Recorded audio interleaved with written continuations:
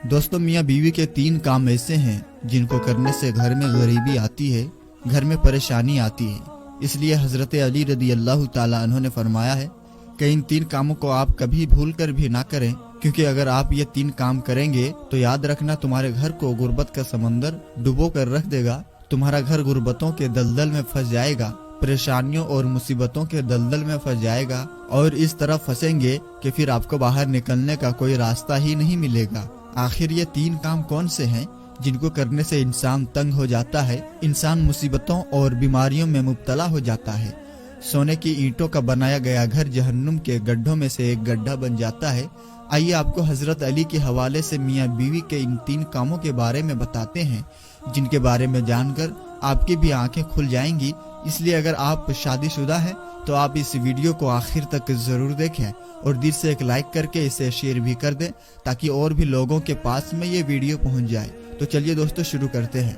दोस्तों, मदीना शहर में एक शख्स बड़ी दूर से हजरत अली के पीछे नमाज पढ़ने के लिए आया करता था। एक दिन ऐसा हुआ कि वो आदमी अचानक से कहीं पर गायब हो गया, यानी कि अचानक से वो कहीं पर चला गया। उसके बारे में किसी को कुछ मालूम नहीं था कि वो कहाँ पर गया है। कुछ दिनों के बाद में हजरत अली का किसी लंबे सफर पर जाना हुआ। आप रदी अल्लाह ताला अन्हो जब उस सफर से वापस लौटकर मदीना शहर में पहुंचे तो उस वक्त तक आप बहुत थक चुके थे। इसलिए फिर आपने इधर उधर देखा तो आपको वहां पर एक घर नजर आया। घर के बाहर एक दीवार थी।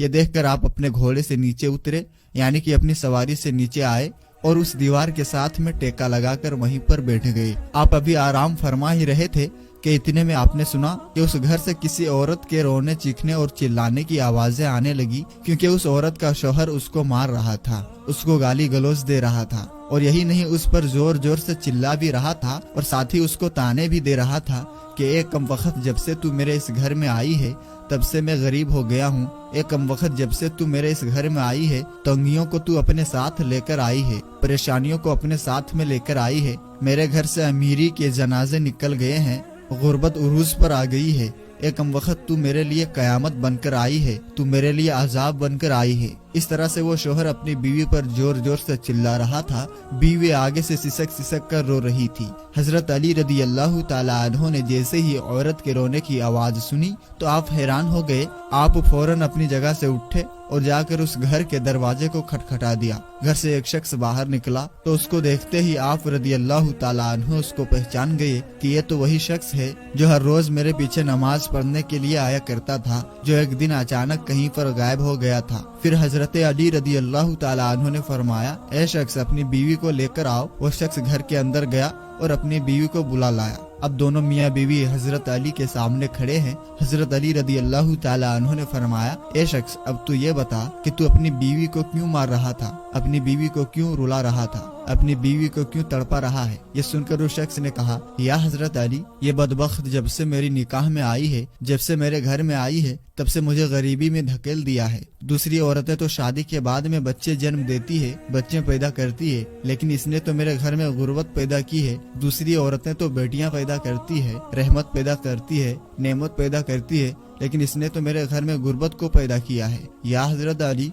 जब से ये औरत मेरे घर में आई है, रिज़्क के तमाम दरवाजे मेरे घर के लिए बंद कर दिए गए हैं। इसके आने के बाद तो मैं दिन ब दिन परेशानियों में और बीमारियों में घिरता हुआ जा रहा हूँ। इतना सुनने के बाद में हजरत अली ने फिर उसकी बीवी से पूछा, ए औरत, अब तू ये बता कि ये शख्स तुम्हें कब से मार रहा है, कब से तुमको रुला रहा है। तो ये सुनकर वो औरत सिसक सिसक कर रोने लगी, रो रो कर कहने लगी, या अमीरुल मोमिनीन, जब से मैं इसकी निकाह में आई हूँ, जब से मैं इसके घर में आई हूँ, मुझे लगता है कि मैं किसी घर में नहीं बल्कि जहन्नुम में आ गई हूँ। मुझे ऐसा लगता है जिससे जीते जी अल्लाह ने मुझे जहन्नुम में फेंक दिया है। या हजरत अली, जब से मैं इस शख्स के घर में आई हूँ तब से मेरा ये शोहर मुझे ताने देता है। ये कहता है कि तेरा बाप ने तुझे कुछ भी दहेज में नहीं दिया है। या अमीरुल मोमिनीन, मेरा बाप बहुत गरीब था, जिसके पास देने के लिए कुछ भी नहीं था। शादी से पहले ये तो कहा करता था कि मुझे कुछ भी नहीं चाहिए, मुझे दहेज में कुछ भी नहीं लेना है, मगर आज जब ये मुझे ब्याह कर घर ले आया है तो ये मुझे ताने देने लगा है।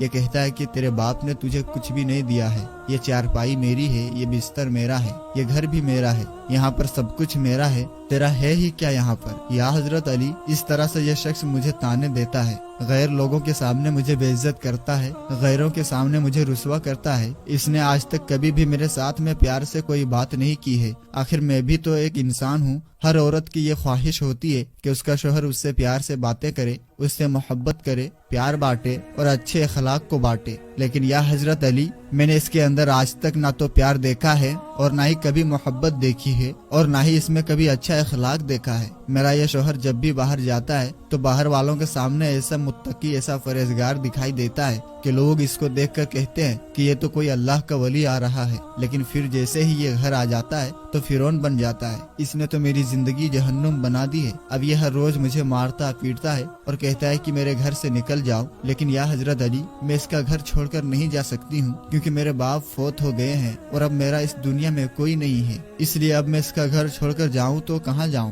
اس لیے اب یہ یہاں مجھے مارتا ہے، پیٹتا ہے تو پیٹتا رہے، مجھے اس کی ہر ڈانٹ قبول ہے، ضلالت بھی قبول ہے، اس کی رسوائی بھی قبول ہے، مجھے اس کا سب کچھ قبول ہے، لیکن یا حضرت علی، اس سے کہہ دیجئے کہ کم سے کم یہ مجھے اپنے گھر سے باہر نہ نکالے۔ دوستو، اتنا سننے کے بعد میں دونوں کو مخاطب کرتے ہوئے حضرت علی نے فرمایا، اے شخص، تم یہ نہ کہا کرو کہ جب سے بیوی گھر پر آئی ہے وہ ساتھ میں غربت لے کر آئی ہے، ہرگز نہیں۔ اے شخص، یاد رکھنا، انسان کے خود کے اپنے کچھ ایسے گناہ ہوتے ہیں، کچھ ایسے کام ہوتے ہیں جو اللہ تبارک و تعالیٰ کو بہت ناپسند ہوتے ہیں، اس لیے اللہ تعالیٰ پھر اس شخص کے گھر میں غربت کو حکم دے دیتا ہے۔ اے شخص، غربت کو کس نے پیدا کیا؟ تنگیوں کو کس نے پیدا کیا ہے؟ بے شک اللہ تعالیٰ نے۔ اب یہ غربت، یہ تنگی اللہ کے حکم کے آگے ایسی بھاگتی اور دوڑتی ہے کہ اللہ اگر حکم دے دے کہ اس کے گھر میں داخل ہو جا تو یہ غربت فوراً ہی اس کے گھر میں داخل ہو جاتی ہے، اور پھر اس گھر میں رہنے والے دن بدن تنگ ہو جاتے ہیں اور وہ لوگ پریشانیوں میں گھر جاتے ہیں۔ اے شخص، یاد رکھنا، بیوی کے آنے پر یہ غربت نہیں آتی ہے، بیوی کے آنے سے گھر میں تنگیاں نہیں آتی ہے، بلکہ انسان کے اپنے کچھ ایسے گناہ ہوتے ہیں جو اللہ کو ناپسند ہوتے ہیں،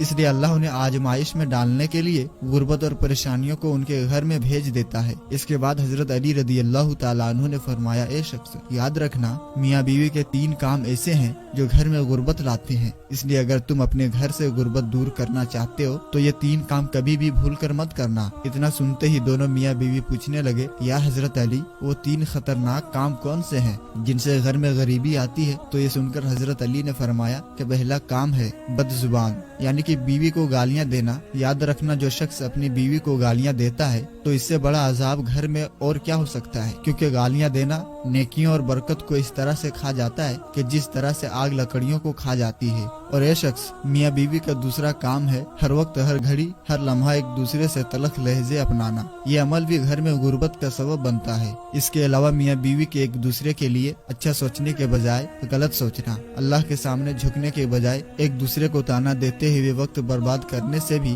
گھر میں غربت آتی ہے، پریشانی آتی ہے، کیونکہ رزق کے دروازے ایسے گھر کے لیے ہمیشہ کے لیے بند کر دیے جاتے ہیں۔ رحمت کے فرشتے ایسے گھر میں کبھی داخل نہیں ہوتے۔ اور نمبر 3، شیطان کو راضی کرنا۔ حضرت علی رضی اللہ تعالیٰ عنہ نے فرمایا، اے شخص، یاد رکھنا، یہ کام بھی گھر میں غربت کا سبب بنتا ہے، یعنی کہ جو شخص رحمان کو ناراض کرتا ہے اور شیطان کو راضی کرتا ہے، بیوی کو مارنا پیٹنا، اس کو رلانا، یہ سب کام اللہ کو ناراض کرنا اور شیطان کو راضی کرنے والا کام ہے۔ اب آپ سوچئے کہ جس گھر سے اللہ ناراض ہو جائے اس گھر میں رحمت کیسے آئے گی؟ ایسے گھر کو پھر غربت ہمیشہ کے لیے گھیر لیتی ہے۔ تو دوستو، میاں بیوی کے یہ 3 کام ایسے ہیں جن کو آپ کبھی بھی بھول کر نہ کریں۔ اگر آپ کر لیں گے تو پھر یاد رکھیں کہ غربت کے دلدل میں آپ پھنستے ہی چلے جائیں گے۔ تو دوستو، امید کرتا ہوں کہ ہماری آج کی